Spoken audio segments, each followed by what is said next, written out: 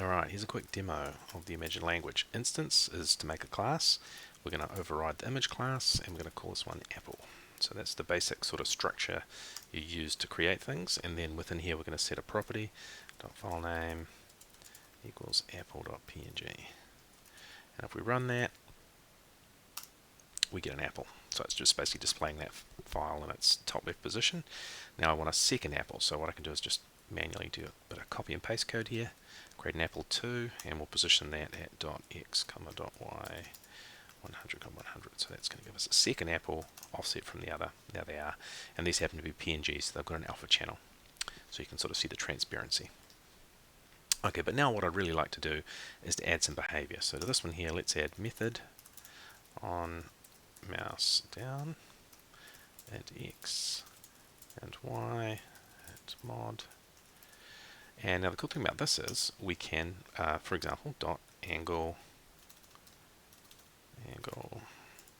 equals dot angle plus 45. So we're going to add 45 degrees to the angle. So when we run that and we click on this apple, it's going to rotate 45 degrees around its origin, which is the top left hand corner. This apple doesn't have any method, so it's not doing anything, just this apple.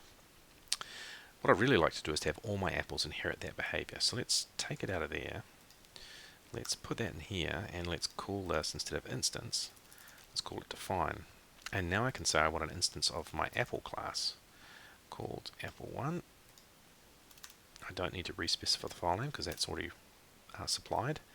And I can now have two apples which both rotate by inheriting from the apple class.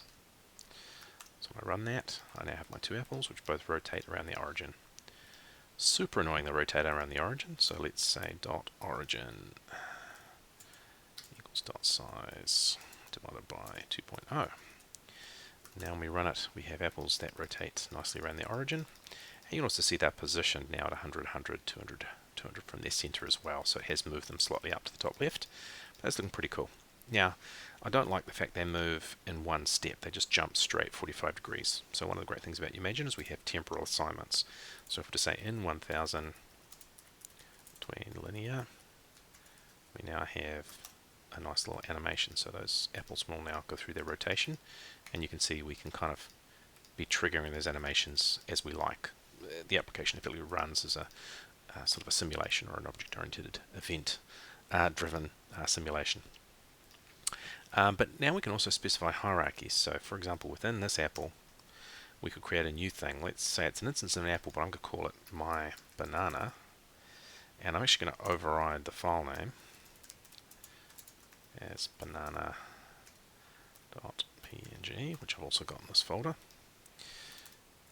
And when we run that, we now have a banana which rotates, but it's connected to the apple. So this apple is standalone. This apple has a child, which is this banana. And you can see that as I rotate its parent, it rotates, and as I rotate the child, it rotates independent but connected to its parent. So this is what makes making a GUI form that has lots of panels or sections on it, or having a 3D model that can rotate with elements that are sort of inside it in the hierarchy, so easy to do. So you know, this is a small hello world in 17 lines, shows you how to subclass and create hierarchies and perform temporal assignments. Cool.